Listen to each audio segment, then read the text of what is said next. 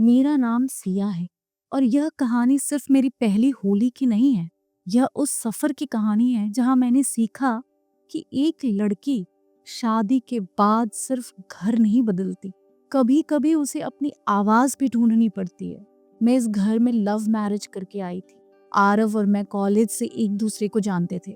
जब शादी हुई तो सबने कहा, बहुत किस्मत वाली हो सिया, इतना अच्छा परिवार मिला है, बड़ा घर, संस्कृत लोग, समाज में नाम, पैसे की कमी नहीं।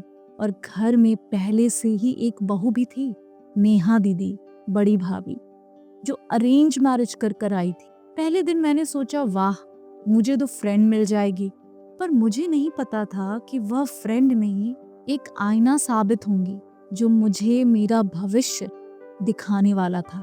शादी के बाद की पहली सुबह मैं थोड़ा देर से उठी क्योंकि रात तक रस्में चल रही थी। नीचे आई तो सासू माँ की आवाज सुनाई दी, नई बहू को तो अभी से नींद पूरी करनी है, घर की जिम्मेदारी क्या समझेगी। वह बात सीधे मुझे नहीं, नेहा दीदी से कर रही थी। नेहा दीदी ने बस हल्की मुस्कान दी, मैं कर देती हूँ मम्मी। उस दिन मुझे पहली बार एहसास हुआ, यह घर सीधा नहीं बोलता, तानों में बोलता है। धीरे धीरे मुझे समझ आया, यह घर प्यार से नहीं, नियमों से चलता है। यहाँ हर चीज का तरीका तय था। चाय कैसी बननी है, कब कौन सा इस्तेमाल करना है, किस समय फोन उठाना है, किस रिश्तेदार से कितनी बात करनी है। और सबसे बड़ा नियम, बहू की अपनी पसंद कोई मायने नहीं रखती। मैं अक्सर देखती, नेहा दीदी सुबह 4 बजे से रात 11 बजे तक काम करती रहती, कभी थकी हो, कभी बीमार हो, पर उनकी आवाज में एक ही शब्द होता, जी मम्मी। एक दिन मैंने उनसे पूछा, दीदी आप कभी मना नहीं करती? उन्होंने हल्का सा हंसकर बोला, करती थी, शादी के पहले साल। मैं समझ गई, उस हंसी में दर्द था। बाहर की दुनिया में सासू माँ की बहुत इज्जत थी। लोग कहते थे, बहुत त्याग किया है उन्होंने परिवार के लिए। और यह सच भी था। उन्होंने जिंदगी भर मेहनत की थी, घर बनाया, बच्चों को पढ़ाया। पर शायद उसी त्याग ने उन्हें एक विश्वास दे दिया था कि अब इस घर पर सिर्फ उनका अधिकार है और बहुएं बस उस अधिकार का पालन करने के लिए हैं। शादी के 1 महीने बाद मैंने अपने मायके जाने की बात की। सासू माँ ने कहा, इतनी जल्दी मायके की याद आने लगी? मैं चुप हो गई। आरव से कहा, चलो ना 1 दिन के लिए। उसने जवाब दिया, मम्मी को अच्छा नहीं लगेगा, बाद में देखेंगे। उस दिन मुझे समझ आया, मैंने आरव से शादी की थी, पर मुझे उसकी माँ से अनुमति लेनी होगी। आरव बुरा इंसान नहीं था, वो मुझे बहुत प्यार करता था। पर एक जगह आकर वो रुक जाता था, मम्मी के सामने। अगर सासू माँ कुछ कहती तो वो कभी विरोध नहीं करता, और हर बार मुझे यही समझाता, एडजस्ट कर लो, सब ऐसा ही चलता है। कभी मेरे कपड़ों पर टिप्पणी, कभी मेरे खाने के तरीके पर, कभी मेरे फोन इस्तेमाल पर। एक दिन मैंने पास्ता बनाया। सासू माँ ने कहा, यह सब हमारे घर में नहीं चलता, नेहा तुम दाल बना लो। और नेहा दीदी तुरंत रसोई में चली गई। यह घर मुझे स्वीकार नहीं करना चाहता, मुझे बदलना चाहता है। फरवरी खत्म हो रहा था, घर में होली की तैयारी शुरू हो गई। सब लोग उत्साहित थे, मुझे भी खुशी थी। पहली होली, मैंने सोचा था यह दिन खास होगा, पर धीरे धीरे मुझे समझ आया, इस घर में त्योहार भी खुशी से ज्यादा प्रदर्शन होते हैं। कौन क्या पहनेगा, कौन क्या बनाएगा, कौन किसके सामने कैसा दिखेगा, और बहुएं उस प्रदर्शन का हिस्सा। होली की सुबह थी, घर में शोर था, रसोई में बर्तनों की आवाज, आंगन में बाल्टियों में घुलता रंग और लोगों की हंसी। और मेरे अंदर एक अजीब सा सन्नाटा था।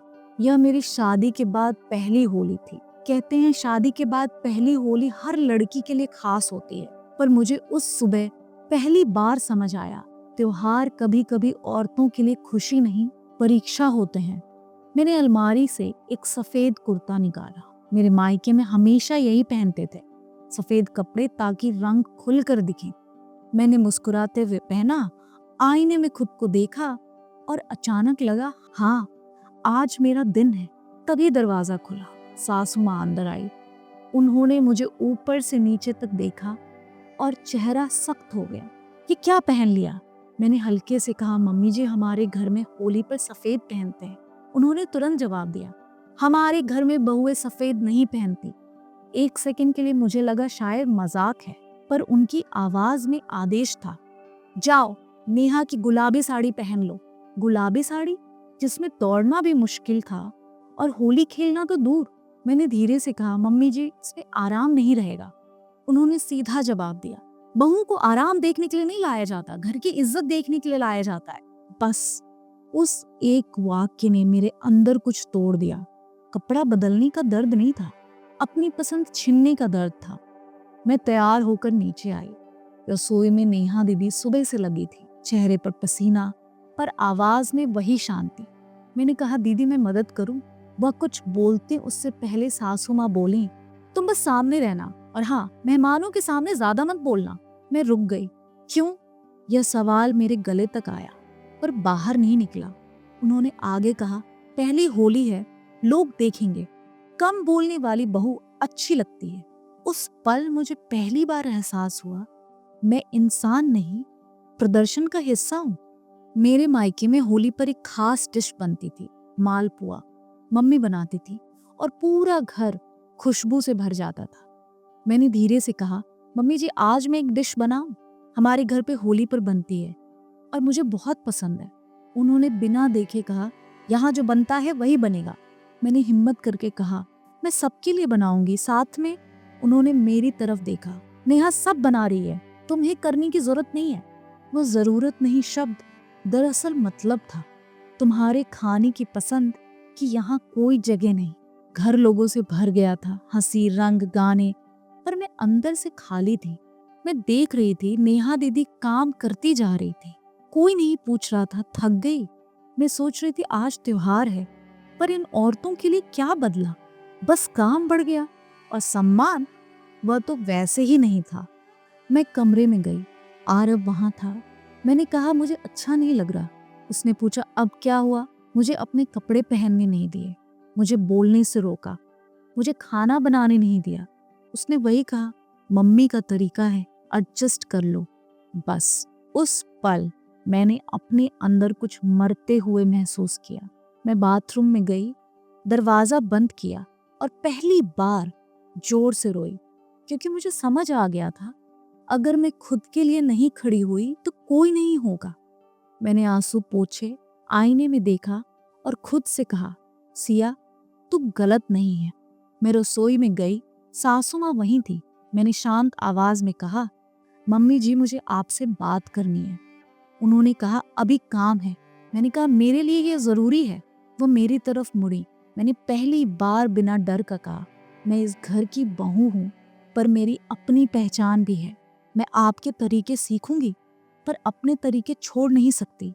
आज मैं अपना डिश बनाऊंगी और अपने कपड़े में रहूंगी। दिल बहुत तेज से धड़क रहा था, पर आवाज नहीं कांपी। कुछ सेकंड चुप्पी रही। फिर उन्होंने कहा, तुम्हें लगता है मैं तुम्हें रोक रही हूँ? मैंने कहा, हाँ। उस दिन मैंने अपना कुर्ता पहना, अपना डिश बनाया और पहली बार रंग खेलते समय मुझे लगा मैं इस घर में हूँ, पर खोई नहीं हूँ। त्योहार औरतों के लिए तभी खुशियों वाला बनते हैं जब वह खुद को खोना बंद करती हैं। सम्मान कोई देता नहीं, जब आप खुद को सम्मान देती हैं तभी दुनिया देना शुरू करती है। और याद रखिए, अगर आप चुप रहेंगी तो आपकी अगली पीढ़ी भी चुप रहेगी। अगर आप बोलेंगी तो शायद कई और औरतों को आवाज मिलेगी। अगर ये कहानी आपको छू गई हो तो लाइक करें, शेयर करें और सब्सक्राइब करें, ताकि आप इस सेक्शन में दूसरी कहानी ना मिस करें। अगर आपके पास भी कोई कहानी है जो औरों को सुनकर कोई सीख देगी, कोई मोरल देगी, तो हमें ज़रूर लिखिए कहानी nest.mystory@gmail.com पर। हम आपकी कहानी अपने नेक्स्ट एपिसोड में डालेंगे। आप चाहें तो अपना नाम लिख सकते हैं, चाहें तो अनोनिमस रह सकते हैं। मिलते हैं नेक्स्ट स्टोरी में। राधे कृष्णा एंड अपना ख्याल रखिए।